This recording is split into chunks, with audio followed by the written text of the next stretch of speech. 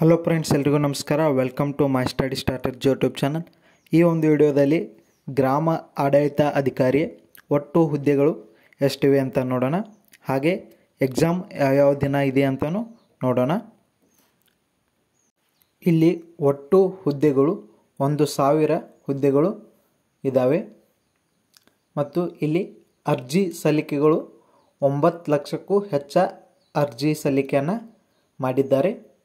ಅದರಲ್ಲಿ ಶುಲ್ಕ ಪಾವತಿ 5,70,982 ಅರ್ಜಿಗಳು ಮಾತ್ರ ಏನೈತಿ ಶುಲ್ಕವನ್ನು ಪಾವತಿ ಮಾಡ್ಯಾವು.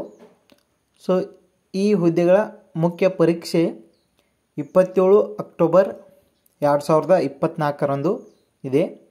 ಪರೀಕ್ಷಾ ದಿನ ರವಿವಾರ ಆಗಿರುತ್ತದೆ ಮತ್ತು ಈ ಹುದ್ದೆಯ ಕಡ್ಡಾಯ ಕನ್ನಡ ಪರೀಕ್ಷೆ 29 ಸೆಪ್ಟೆಂಬರ್ 2024 ಇದೆ ಮತ್ತು ಇಲ್ಲಿ ಒಂದು ಹುದ್ದೆಗೆ ಕನಿಷ್ಠ 571 ಅಭ್ಯರ್ಥಿಗಳು ಏನೈತಿ ಈ ಹುದ್ದೆಗೆ ಫೈಟ್ ಮಾಡಲಾಗುತ್ತೆ.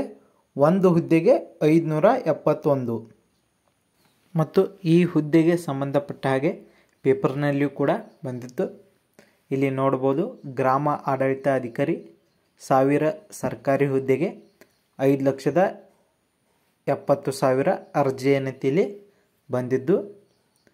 ಇಲ್ಲಿ ಕಂದಾಯ ಇಲಾಖೆಯ ವಿವಿಧ ಜಿಲ್ಲೆಗಳಲ್ಲಿ ಖಾಲಿ ಇರುವ ಉಳಿಕೆ ವೃಂದ ಹಾಗೂ ಕಲ್ಯಾಣ 2 ಭಾಗ ಸೇರಿ 1000 ಗ್ರಾಮ ಆಡಳಿತ ಅಧಿಕಾರಿ ಹುದ್ದೆಗಳನ್ನ ಕರೆಯಲಾಗಿದೆ ಮತ್ತು ಈ ಅರ್ಜಿ ಸಲ್ಲಿಕೆ ಅವಧಿ ಮುಗಿದದ.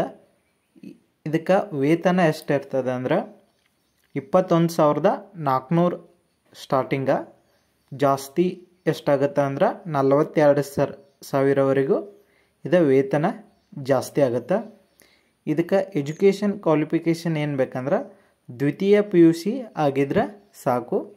ಇದಕ್ಕೆ ಅರ್ಜಿಯನ್ನು ನೀವು ಸಲ್ಲಿಸಬಹುದು ಮತ್ತು ಇದು 2 ಹಂತದ ಪರೀಕ್ಷೆಯನ್ನು ನಡೆಸಲಾಗುತ್ತೆ. ಮೊದಲನೇ ಹಂತದಲ್ಲಿ ಸೆಪ್ಟೆಂಬರ್ 29, ಎರಡನೇ ಹಂತ ಅಕ್ಟೋಬರ್ 27. ಇನ್ನು ಎಕ್ಸಾಮ್ಗೆ 2 ತಿಂಗಳ ಕಾಲಾವಕಾಶ ಐತಿ. ಅಲ್ಲಿಯವರೆಗೂ ಸರಿಯಾಗಿ ಸ್ಟಡಿಯನ್ನು ಮಾಡಿರಿ. All the best. Thank you.